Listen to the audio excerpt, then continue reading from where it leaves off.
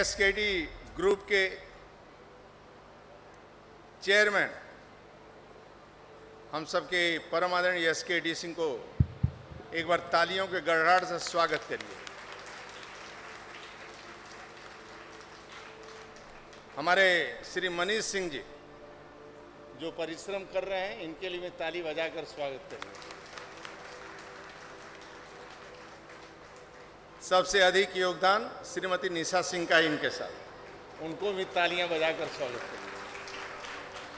Doctor Ashish Singh ji को भी एक बार ताली बजाकर स्वागत करिए। श्रीमती कुसुम बत्रा जी और श्री डीके सिंह को भी ताली बजाकर स्वागत करिए। डॉक्टर कविता जी, डॉक्टर शैली श्रीवास्तव जी, श्रीमती अंजू सिंह जी, हमारे आदरणीय हरदेव सिंह साहब और मनोज सिंह साहब, एक बार ताली बजाकर स्वागत कर दीजिए।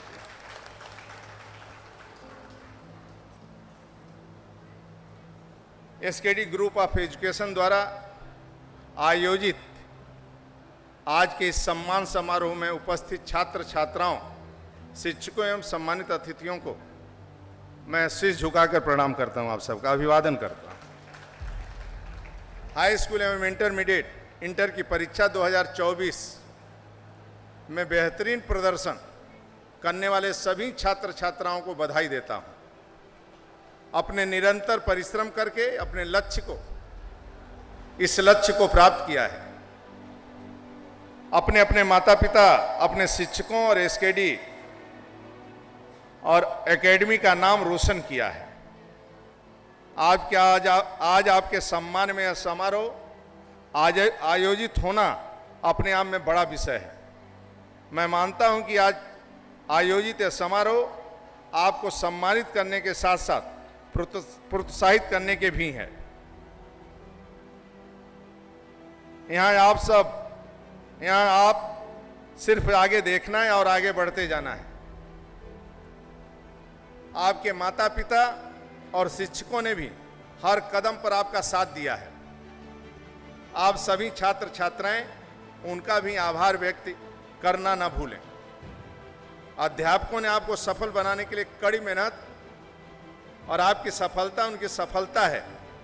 मैं उनका भी अभिनंदन करता हूं और स्वागत करता हूं। अभी जो संचालन कर रही मैम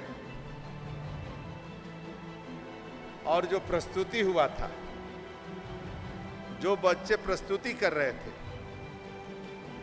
उनका जज्बात आपने देखा होगा। वो कोई छोटा मोटा प्रस्तुति नहीं था।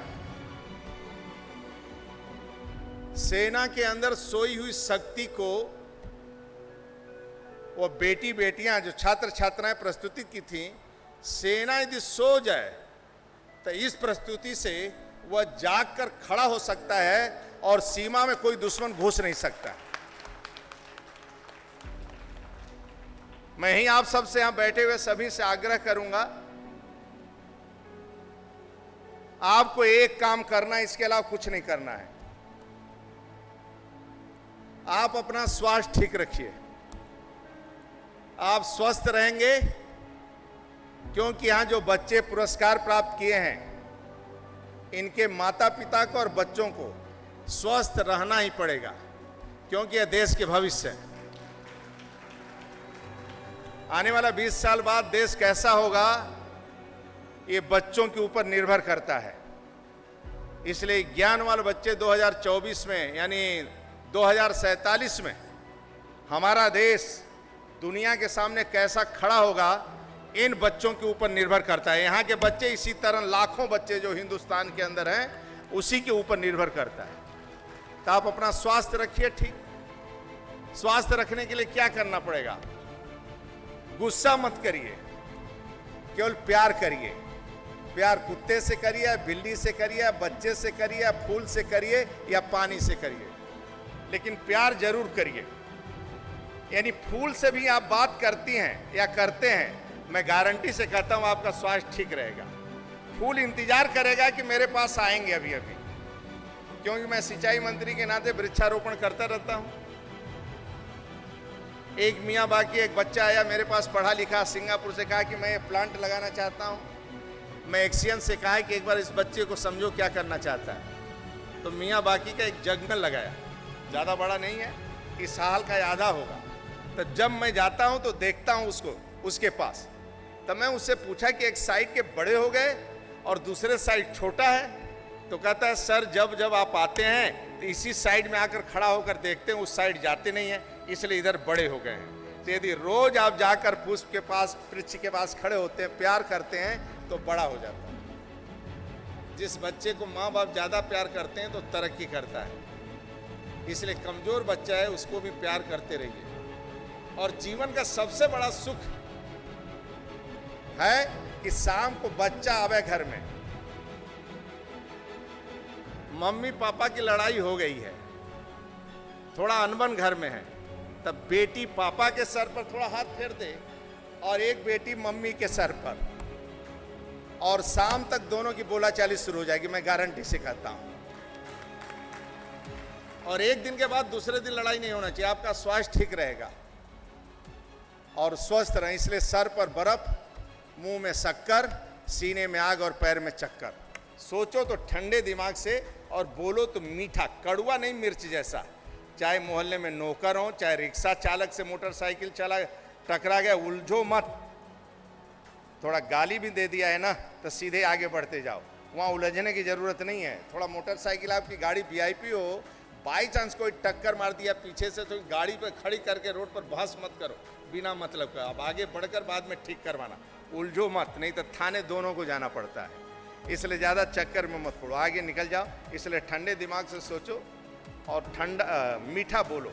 सीने में आग, जो आपका लक्ष्य है उस लक्ष्य को प्राप्त करना है। हर गरीब आदमी बड़ा आदमी होता है, हर बड़ा आदमी गरीब होता है। झोपड़पट्टी में रहने वाला यदि उसका बेटी पढ़ने में अच्छी निकल जाए बेटा, तो झोपड़पट्टी बिल्डिंग में तब्दील हो जाएगा।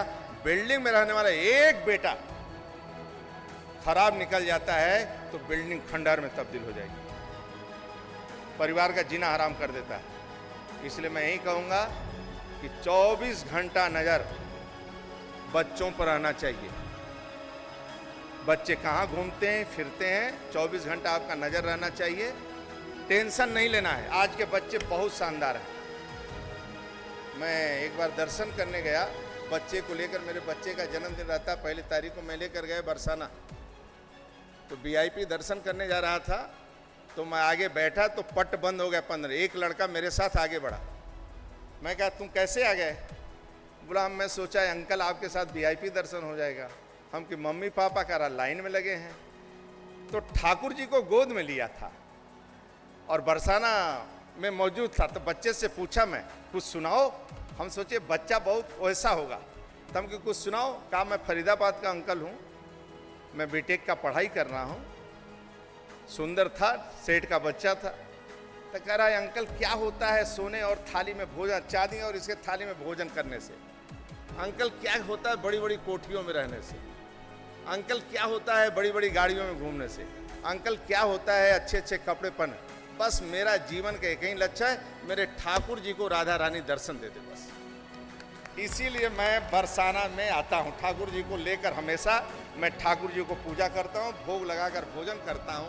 तब मैं समझा, चाहे बच्चे हिप्पी कट में बाल रखें, चाहे किसी तरह घूमें, लेकिन वह बच्चा मैं जानता हूँ कि छत्रपति शिवाजी की मूर्ति मिल जाए और स्वामी विवेकानंद जी की मूर्ति मिल जाए तो उसका शीश झुक जाता है।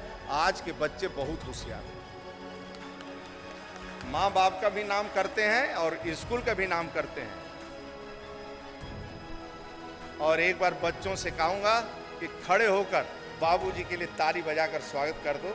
एक बार आशीर्वाद दो बाबूजी को, तालियों बजा कर के इसी तरह स्वस्थ रहें और हंसते रहें पूरे परिवार के साथ। और इसी तरह आशीर्वाद बाबूजी पर आपका स्नेह प्यार बरसता रहेगा तो ये 100 के ऊपर पार करेंगे और स्वस्थ रहेंगे इसी तरह। बहुत बहुत धन्यवाद आप सबका। बड़ों के चरणों में छोटों के स्नेह के साथ अपनी बात को समाप्त करता हूं और आप सब प्रसन्न रहो, इसी तरह आगे बढ़ते रहो। बहुत बहुत धन्यवाद। भारत माता की जय। वंदे मातरम।